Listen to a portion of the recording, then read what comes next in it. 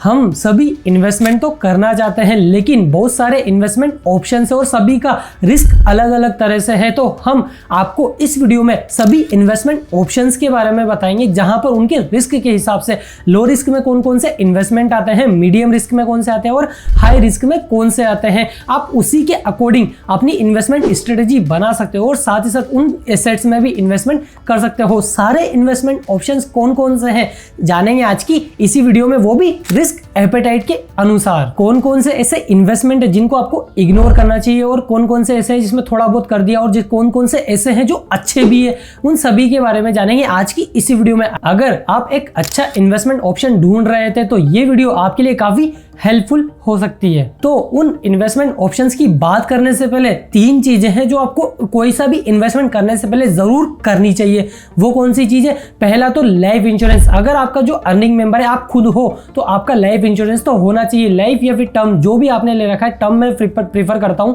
सबकी अलग अलग कंडीशन होती है। इसके बारे में मैंने डेडिकेटेड वीडियो बना रखा है, जाकर के देख लीजिए, इसको ज्यादा लंबा नहीं खींचेंगे। मतलब लाइफ इंश्योरेंस होना चाहिए। सेकेंड है हेल्थ इंश्योरेंस, क्योंकि हम ऐसी दुनिया में रहते हैं जहां पर चीजों में काफी ज्यादा मिलावट होती आ रही है। हम जो भी चीज खाते हैं उसमें कुछ ना कुछ तो मिलावट आ ही रही है। तो हम हेल्थ को जितना ज्यादा सिक्योर रख सके उतना काफी अच्छा रहेगा। हेल्थ को कभी ना कभी बीमार हो गए, कभी ना कभी कुछ भी हो गया, हॉस्पिटलाइजेशन का खर्चा, तो उसमें क्या होता है कि हमारी सेविंग्स चली जाती है। तो आपकी सेविंग्स ना जाए उसके लिए क्या करना पड़ेगा, आपको आपकी फैमिली का हेल्थ इंश्योरेंस लेना पड़ेगा। जितने भी मेंबर है उनका हेल्थ इंश्योरेंस ले लीजिए। उसके बाद है यहाँ पर थर्ड इमरजेंसी फंड। अगर आपका जो भी महीने का खर्चा चलता है, जैसे फॉर एग्जांपल के 10,000 रुपए का, तो 6 महीने का इमरजेंसी फंड आपके फंड में पड़ा होना चाहिए। आप इमरजेंसी फंड को कहाँ पे पार्क कर सकते हो? वो है मेरे लिए एफडी, जहां पर आप चाहो तो एक बैंक अकाउंट में भी रख सकते हो, जहां पर एक अमाउंट के जाने के ऊपर वो अपने आप एफडी में कन्वर्ट हो जाता है। तो आप उसके थ्रू भी कर सकते हो। इमरजेंसी फंड 6 महीने का एटलीस्ट लेके चलिए, मेरे अकॉर्डिंग और फाइनेंशियल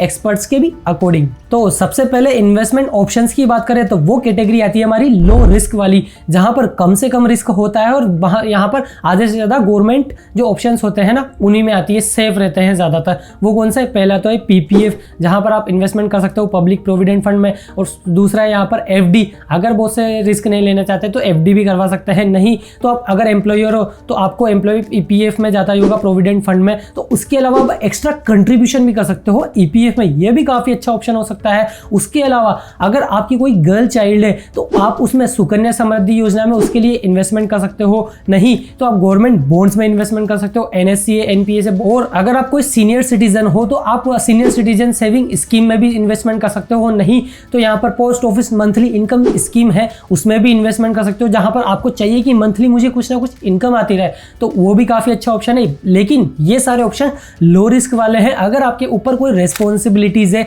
आपकी फैमिली की रेस्पॉन्सिबिलिटीज है, आप रिस्क कम ले सकते हो ना, तभी इन ऑप्शंस की तरफ जाइए। नहीं तो इन ऑप्शंस में अगर आप रिस्क ले सकते हो तो इन ऑप्शंस की तरफ कम से कम कीजिए, थोड़ा बहुत इन्वेस्टमेंट कर दीजिए कि हाँ मेरा इमरजेंसी फंड एफडी में पड़ा हो गया, पीपीएफ में कुछ टाइम के लिए कर सकते हो, ईपीएफ जा ही रहा है, वो काफी अच्छा है। तो आपको अगर रिस्क कम लेना है ना, तभी इन इन्वेस्टमेंट ऑप्शंस को सेलेक्ट कीजिए। उसके अलावा आप सेकंड ऑप्शंस की तरफ जा सकते हो। वो कौन से हैं? मीडियम रिस्क वाले। तो मीडियम रिस्क में जो इन्वेस्टमेंट ऑप्शन है उसमें सबसे पहला तो यहाँ पर स्मॉल केस, जहां पर एक रेडीमेड बास्केट बना हुआ है, उसमें आपको इन्वेस्टमेंट करना है। वहां पर रिटर्न तो अच्छा आ जाता है, लेकिन आपकी नॉलेज में कुछ भी एड ऑन नहीं होता है। अगर आप स्मॉल केस से हटके कभी स्टॉक्स में भी डायरेक्ट इन्वेस्टमेंट करना चाहो तो आप नहीं कर सकते, क्योंकि आपने एनालिसिस करना नहीं सीखा, आपकी नॉलेज में कुछ भी एड ऑन नहीं हुआ, आपने तो किसी बास्केट बना हुआ था उसमें डाल दिया। कि मीडियम रिस्क इसलिए बोल रहा हूं मैं क्योंकि यहाँ पर अगर कोई वो स्मॉल केस है वो एक सेक्टर वाइज ही बना हुआ है कि इसी सेक्टर में इन्वेस्टमेंट करूंगा, उस सेक्टर में नीचे की नीचे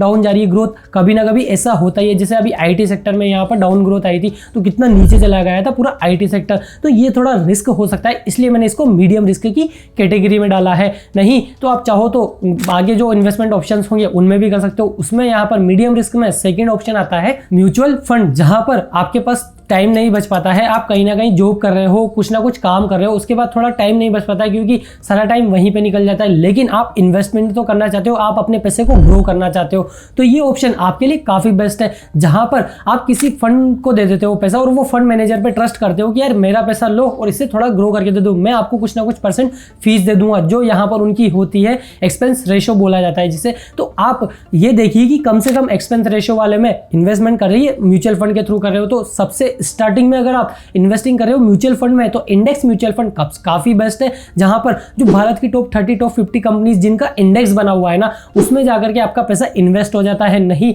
तो आप रिस्क ले सकते हो, तो उसके अकॉर्डिंग कर सकते हो। लार्ज कैप में, मिड कैप में, स्मॉल कैप में, फ्लेक्सी कैप में, अलग अलग रिस्क एपेटाइट के हिसाब से अलग अलग म्यूचुअल फंड्स होते हैं। इनके बारे में भी मैंने डिटेल में वीडियो बना रखा है, जाकर के आई बटन में देख लीजिए। नेक्स्ट इन्वेस्टमेंट ऑप्शन है गोल्ड। लेकिन गोल्ड में भी कौन सा वाला? आप में से बहुत से लोग जो ट्रेडिशनल तरीके से वो क्या करते हैं कि फिजिकल गोल्ड लेते हैं।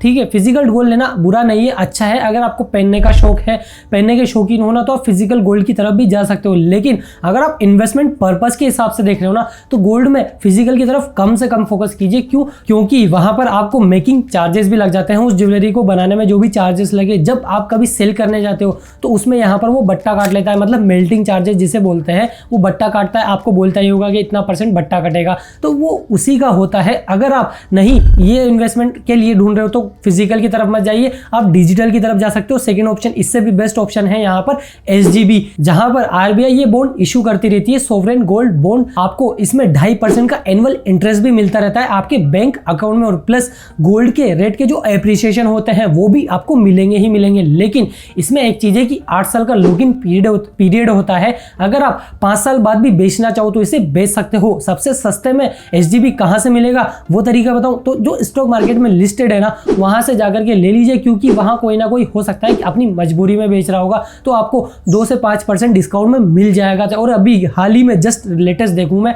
आज की डेट के हिसाब से, तो वो यहाँ पर गोल्ड के प्राइस भी थोड़े डाउन चल रहे हैं, तो अभी काफी अच्छा ऑप्शन हो सकता है गोल्ड में भी इन्वेस्टमेंट करने का। वो भी मेरी तरफ से कौन सा बेस्ट है? SGB। नेक्स्ट है रियल एस्टेट। रियल एस्टेट को मैंने मीडियम रिस्क वाली कैटेगरी में क्यों डाला है? क्योंकि यहाँ पर आप रियल एस्टेट ले भी लोगे, उसमें इन्वेस्टमेंट भी कर दोगे, चाहे वो रेजिडेंशियल हो या फिर कॉमर्शियल वाली, तो उसमें क्या है कि आप हैंड टू हैंड बेचने जाओगे तो हैंड टू हैंड बायर्स मिलने के चांस थोड़े कम हो जाते हैं, लिक्विडिटी थोड़ी कम हो जाती है। तो आपको कभी पैसा चाहिए इमरजेंसी में, तो वहां पर वो हो सकता है कि थोड़े टाइम बाद आएगा तो जरूर, लेकिन हो सकता है कि उसका जो बायर है वो थोड़े टाइम बाद मिले, तो यहाँ पर थोड़ा सा आपका रिस्क बढ़ जाता है उसी टाइम पे। इसी वजह से मैंने उसको इस कैटेगरी में डाला है। लेकिन आप में से बहुत से लोग क्या करते हैं कि रियल एस्टेट में भी इन्वेस्टमेंट करते हैं ना, तो कैसे करते हैं?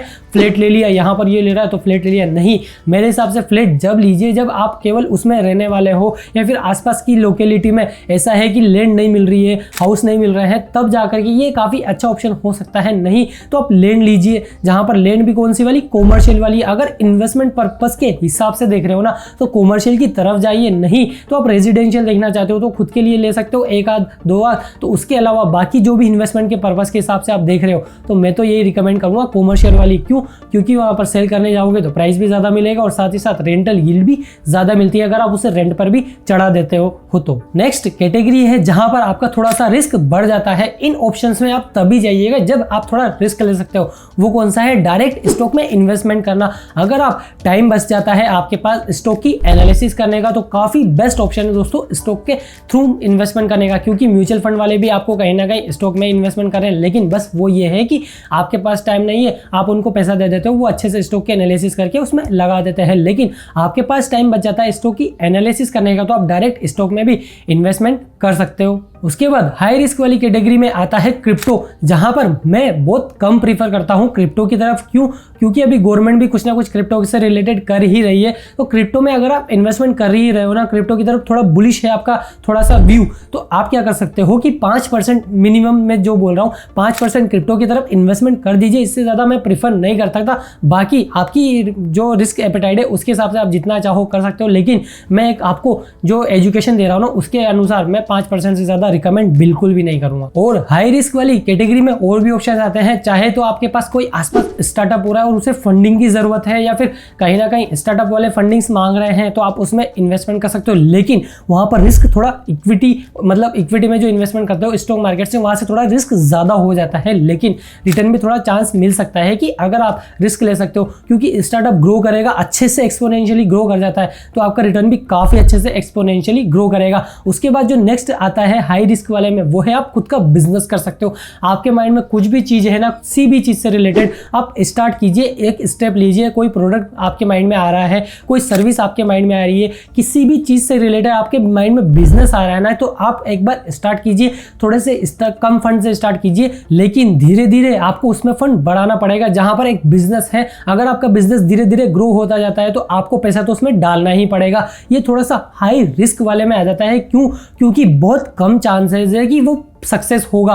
अगर आप अच्छे से इंप्लीमेंट करते हो, इंप्लीमेंट करने के बाद भी बहुत सारे ऐसे बिजनेस हैं जो ठप हो चुके हैं और बहुत सारे ऐसे स्टार्टअप है जो फेल हो चुके हैं। तो मैं सक्सेस रेट बहुत कम मानता हूं बिजनेस का। क्योंकि आपने आसपास भी देखिए, आप खुद भी अपने यहाँ पर एनालाइज कीजिए, नीचे कमेंट कीजिए कि बिजनेस के सक्सेस रेट कितने होते हैं। तो आप इतना ही लेके चलिए कि ये होगा, एक नहीं दूसरा बिजनेस कीजिए, दूसरा नहीं तीसरा बिजनेस कीजिए, लेकिन छोटे छोटे अमाउंट से स्टार्ट कीजिए। आपको पता चल जाएगा कि बिजनेस कैसे करना है, कौन सी मार्केटिंग स्ट्रेटेजी फॉलो करनी है, किस तरह की चीज़ें हैं जो मुझे नहीं करनी चाहिए, किस तरह की चीज़ें हैं जो मुझे करनी चाहिए। ऐसे ही 10 भी बिजनेस आपने किए धीरे धीरे करके, जो संदीप माहेश्वरी सर बोलते हैं कि 1 लाख रुपए आपके पास है तो 10-10 हज़ार के 10 बिजनेस भी किए ना, उसमें से एक बिजनेस तो ऐसा निकल के आ ही जाएगा जो आपको अच्छे से ग्रोथ दिला सकता है, अगर आप उसको अच्छे से इंप्लीमेंट करते हो तो आई होप आपको इस वीडियो से जरूर कुछ नया सीखने को मिला होगा। अगर आपको इस वीडियो से कुछ वैल्यू मिली है ना, तो प्लीज वीडियो को अपने दोस्तों के साथ भी शेयर जरूर कर देना। चैनल पर नए हो तो चैनल को सब्सक्राइब करके बेल आइकन भी दबा देना,